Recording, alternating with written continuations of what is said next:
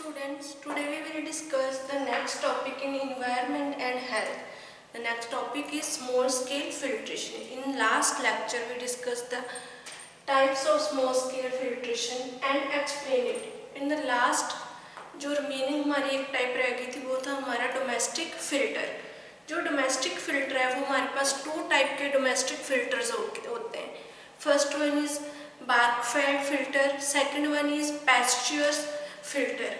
जो Berkefeld filters है ये क्या है, सिलेंड्रिकल फिल्टर होंगे। It is made up of porcelain and present in the filter candle. इसमें क्या है, जो फिल्टर्स हैं ये मेनली सिलेंड्रिकल फिल्टर होंगे। इसमें ये पोर्सलिन के बने होते हैं और इसमें फिल्टर कैंडल प्रेजेंट होती है जिसके थ्रू जो उसमें पोर्स साइज है, डिफरेंट टाइप के पोर्स साइज की जो है फिल्टर कैंडल अवेलेबल होती है मार्केट में। जो पोर्स साइज है वो क्या करते हैं, उसमें जो वाटर है उसको फिल्टर करेंगे, इम्प्योरिटीज को क्लीन कर देंगे, जो इम्प्योरिटीज उनको रिमूव करेंगे। अब इसमें जो फिल्टर कैंडल प्रेजेंट होते हैं वही मेन पार्ट है जो बार्कफेल्ड फिल्टर है उसका। उसके थ्रू ही जो कंप्लीट जो हमारे इम्प्योरिटीज हैं वो रिमूव होंगी। सेकंड है हमारी पैस्चर्स फिल्टर। ये भी जो पैस्चर्स फिल्टर्स है ये भी सेम है, पोर्सलिन के मेडअप होते हैं। एंड इसमें जो है ये हम लोग screw on the water tap, इसको हम लोग जो स्क्रू है जो वाटर टैप उसके ऊपर हम लोग इसको फिट कर देते हैं।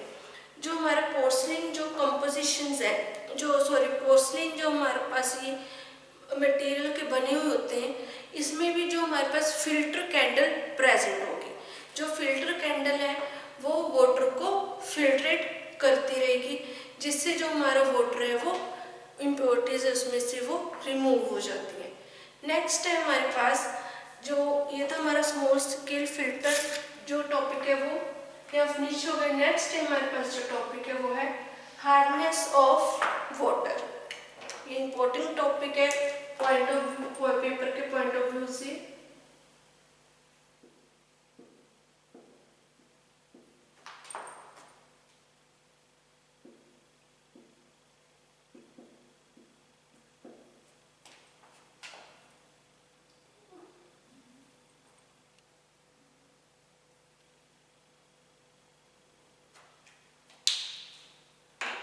Hardness of water. Some water produce lather. Lather means foam, झाग बोल देते हैं जिसे हम। Some water produce lather easily with soap, but other some जो हमारे पास water है it is difficulty producing foam। जो है some जो water है हमारे पास उससे क्या होता है कि जो सोप के साथ अगर उसको हम लोग मिक्स करेंगे तो वो इजीली फोम क्रिएट कर लेता है, झाग क्रिएट कर लेता है, बना लेता है। बट ऐसे भी कुछ वाटर्स हैं, सम वाटर्स ऐसे हैं जो जिनको सोप के साथ लेदर प्रोड्यूस करने में, फोम प्रोड्यूस करने में डिफिकल्टी होती है। ये जो हमारे पास जो इजीली हमारे पास जो वाटर है वो सोप के साथ जो फोम क्रिएट कर लेते हैं उनको हम लोग बोल देते हैं सॉफ्ट वाटर। सेकंड है जिनको फोम बनाने में डिफिकल्टी होती है उनको हम लोग बोल देते हैं हार्ड वाटर। अब इसमें हम लोग हार्डनेस ऑफ वाटर डिस्कस करेंगे। हार्ड वाटर कौन से होते हैं, जो वाटर इजीली फोम प्रोड्यूस नहीं कर पाते सोप के साथ, उसको हम लोग बोल देते हैं हार्डनेस ऑफ वाटर या हार्ड वाटर। जो हार्डनेस ऑफ वाटर है ये जिनके कारण होता है due to bicarbonate, chloride, sulphate. ये जो हमारे जो आयंस है, केमिकल्स है, इनके कारण जो वाटर है वो हार्ड हो जाता है। All of these are dissolved in water. ये जो आयंस है ये इसमें हमारे वाटर में डिजोल्व हो जाते हैं एंड ये फिल्ट्रेशन से भी not removed by the filtration method से भी इसको हम लोग रिमूव नहीं कर पाते। अब इसके बाद है डिसएडवांटेजेस क्या क्या है हार्डनेस ऑफ वाटर की।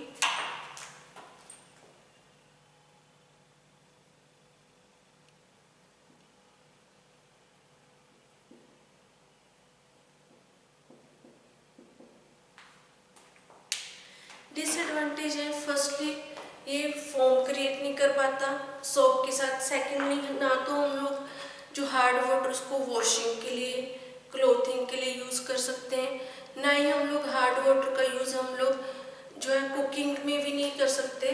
जो इजीली वाटर है इसमें जो हमारे वेजिटेबल्स हैं वो मिक्स नहीं हो पाती। नेक्स्ट जो हार्ड वाटर है उसका हम लोग यूज़ ड्रिंकिंग पर्पस के लिए भी नहीं कर सकते, ये भी इसका एक डिसएडवांटेज है। जो हार्ड वाटर है उसका हम लोग जो है डिसएडवांटेज है कि हम लोग इसको इंडस्ट्रियल एरिया में भी जो है इंडस्ट्रीज है उनमें भी यूज़ नहीं कर पाते। ये थे हमारे disadvantages of hard water. Second है टाइप्स।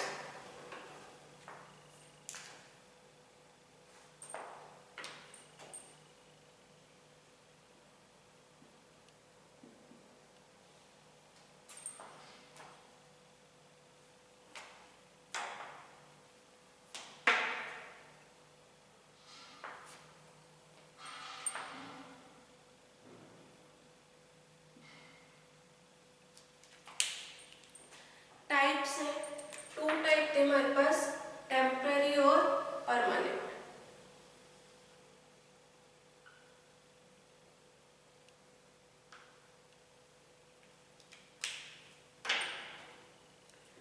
टू टाइप के हमारे पास हार्डनेस ऑफ वाटर होते हैं। फर्स्ट वन है टेम्पररी,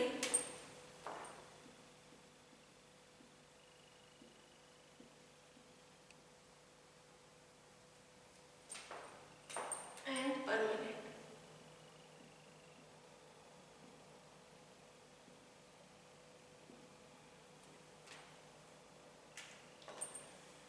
जो टेम्पररी टाइप है हम लोग फर्स्टली डिस्कस करेंगे टेम्पररी हार्डनेस ऑफ वाटर। जो टेम्पररी टाइप है इसमें जो हमारे पास मेनली ये इसमें जो हमारे पास केमिकल्स जो प्रोड्यूस होते हैं वो है इसमें बाइकार्बोनेट, कैल्शियम। जो टेम्पररी मेथड है ये हम लोग इसमें बाइकार्बोनेट, कैल्शियम, मैग्नीशियम प्रेजेंट होंगे। इसमें जो टेम्पररी मेथड में हम लोग इनको वॉश जो हमारे आयंस हैं, ये केमिकल्स हैं, इनको हम लोग कैसे रिमूव कर पाएंगे उसके लिए हमारे पास जो मेथड्स हैं, फर्स्ट वन इसमें हम लोग डिस्कस करेंगे, it can be removed by boiling. हम लोग को बॉइलिंग वाटर को बॉइल करके इन इम्प्योरिटीज को रिमूव कर सकते हैं। ऑन बॉइलिंग जब हम लोग इसको बॉइल करेंगे तो क्या होगा, CO2 जो है वो गैस की फॉर्म में एक्सपेल होगी and expel out of water, water में से CO2 गैस की फॉर्म में एक्सपेल होगी। और जो हमारे पास इसमें कैल्शियम है वो क्या, कैल्शियम मैग्नीशियम्स हैं वो प्रेसिपिटेट्स फॉर्म कर लेंगे। जब प्रेसिपिटेट्स फॉर्म कर लेंगे उसके बाद जब वाटर को हम लोग फिल्ट्रेशन बेड में से फिल्ट्रेट करेंगे तो वो प्रेसिपिटेट्स हैं जो वो सेडिमेंटेशन टैंक में नीचे सेटल डाउन हो जाएंगे और जो वाटर है हमारा जो ऊपर जो रिमेनिंग वाटर है वो फिल्ट्रेशन बेड के थ्रू उसमें से पास हो जाएगा। इसकी जो हम लोग रिएक्शंस देख लेते हैं कि कैसे जो रिमूव होगा, उसकी रिएक्शंस क्या है। पहले CaOH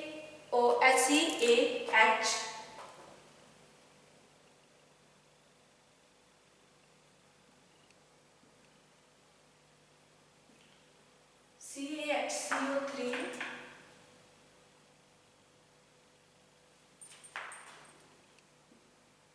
boiling,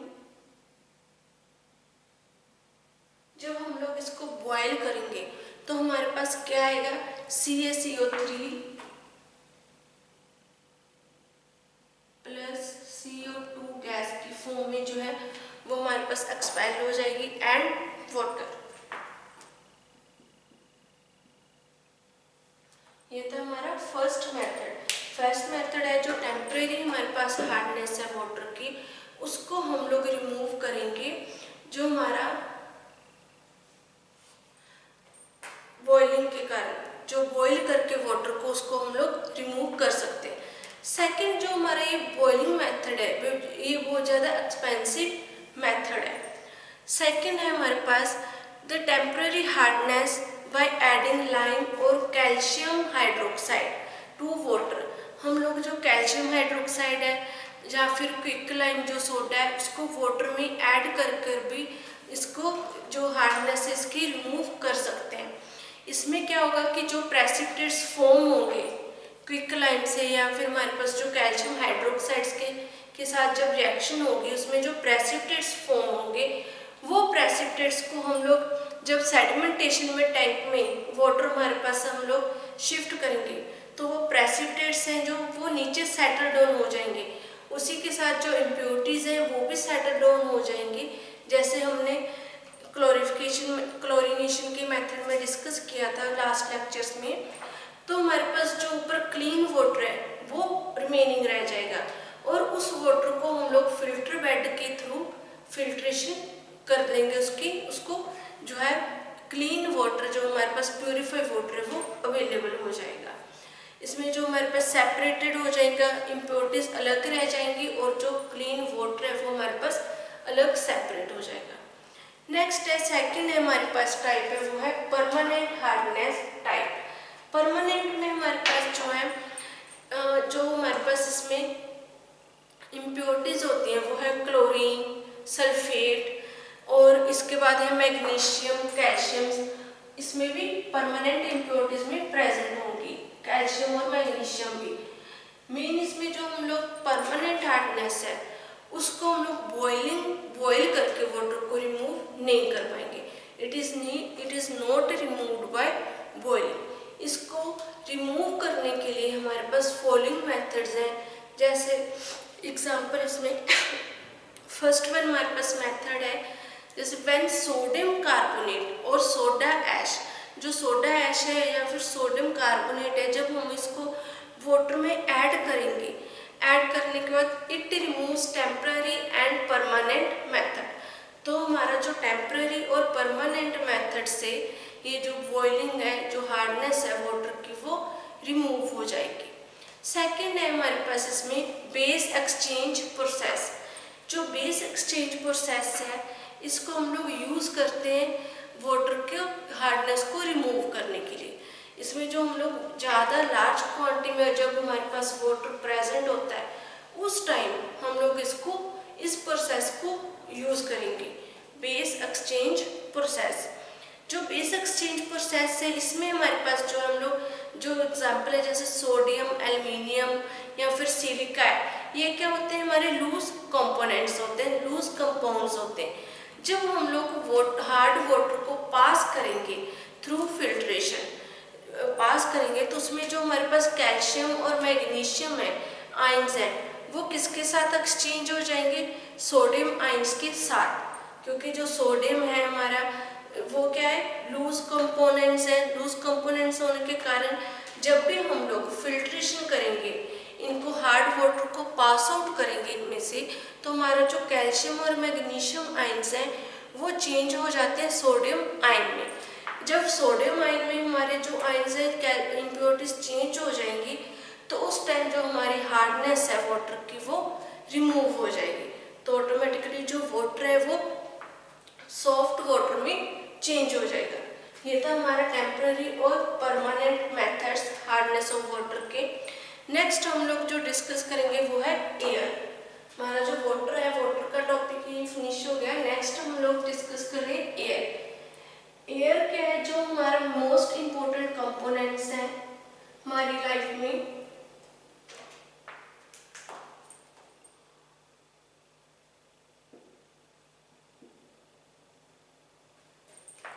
without air person not lives 3 to 4 minutes।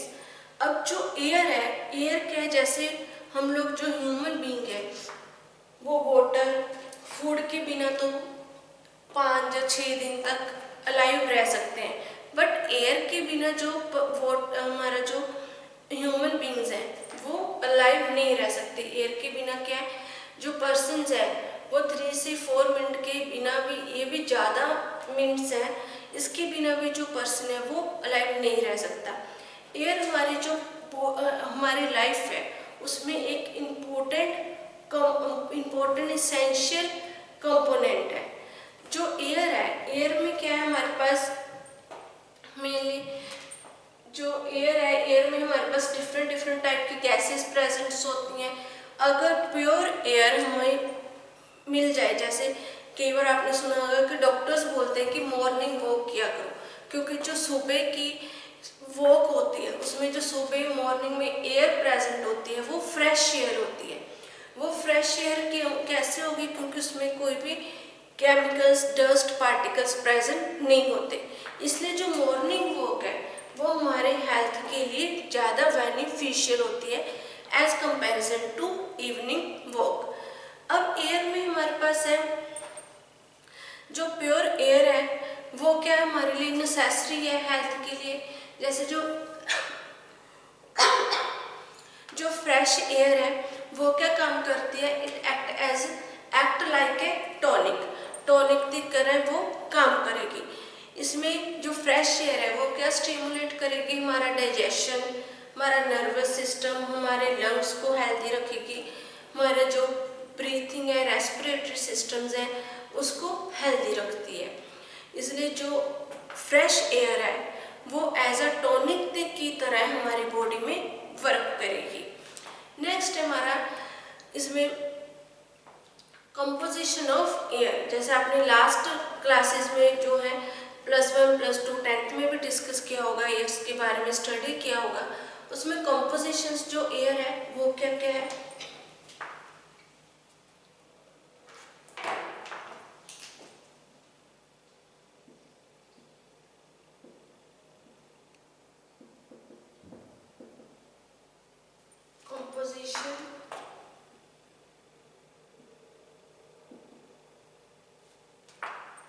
Composition of air. Composition of air ये क्या एक मैकेनिकल मिक्सचर है। It is not chemical mixture, it is a mechanical mixture of gases. इसमें जो हमारे पास है oxygen, nitrogen and carbon dioxide जो gases हैं वो प्रेजेंट होती है।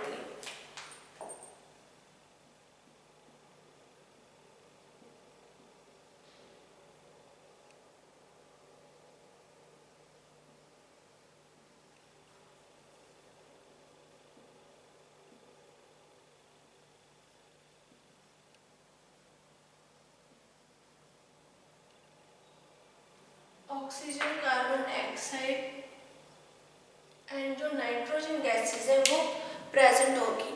इसकी हम लोग जो अमाउंट है, जो ऑक्सीजन है वो हमारे पास जो एयर में प्रेजेंट होगी वो है 20.95%।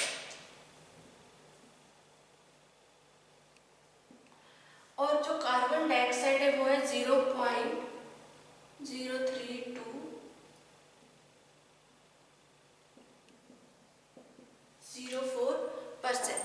एंड जो नाइट्रोजन है वो हमारे पास प्रेजेंट होती है 79.00%।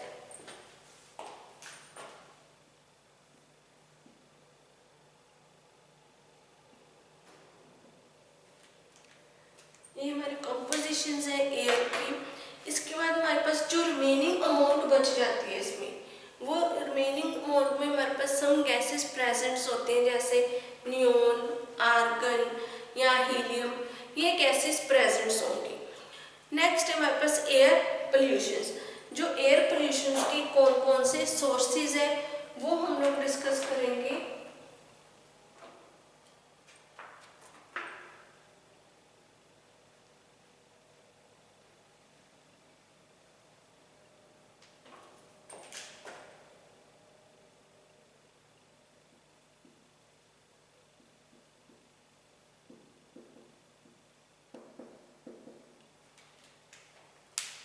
जो एयर पोल्यूशन के सोर्सेज है जैसे process of respiration.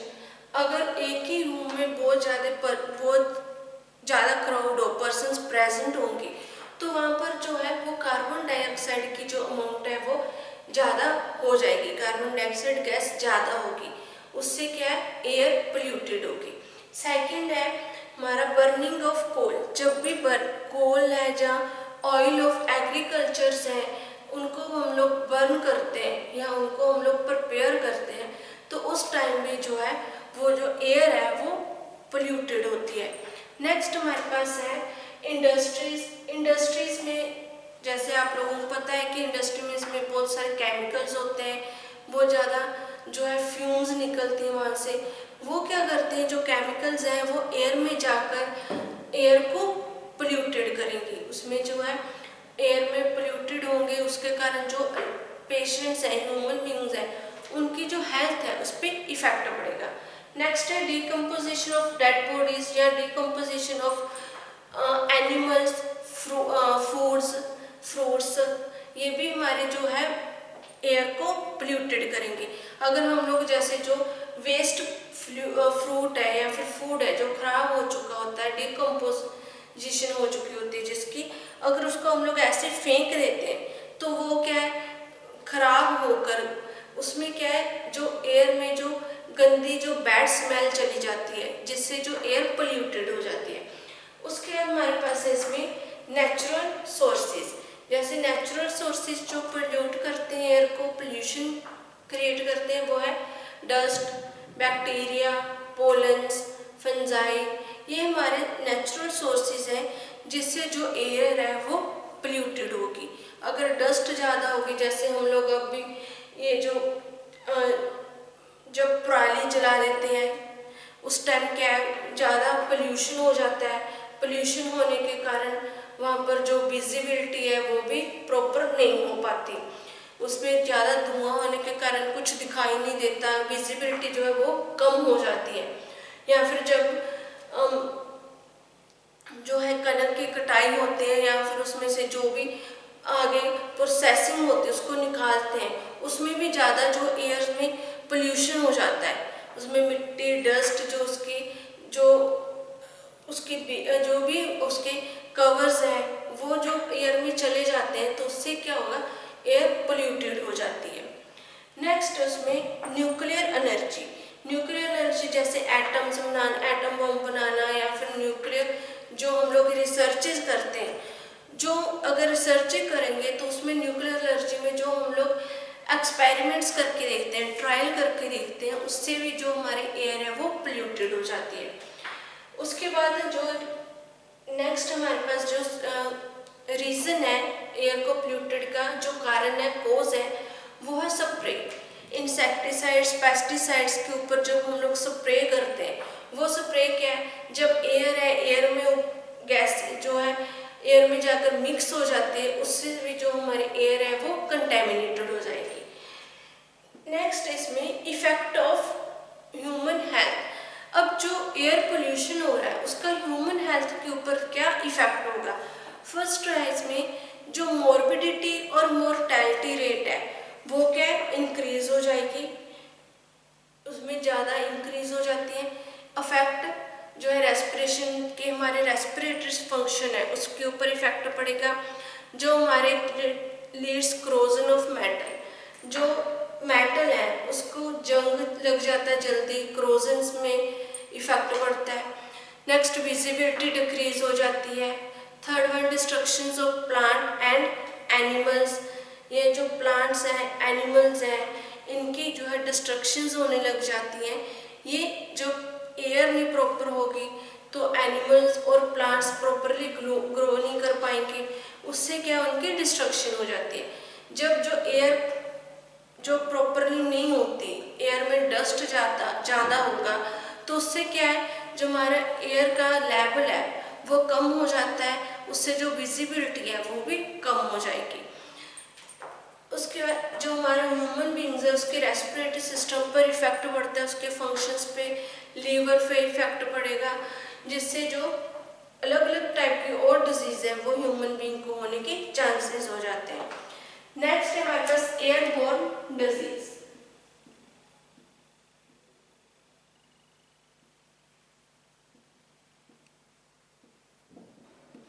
Airborne disease में हमारे पास एग्जांपल्स हैं, जो एयर है रेस्पिरेटरी सिस्टम को जैसे इफेक्ट करता है उसके फंक्शंस को, तो उससे हमारे पास जो एयर से रिलेटेड जो डिजीज होती है वो ट्यूबरकुलोसिस है। फर्स्ट वन है हमारे पास जो ट्यूबरकुलोसिस होगी पेशेंट्स को।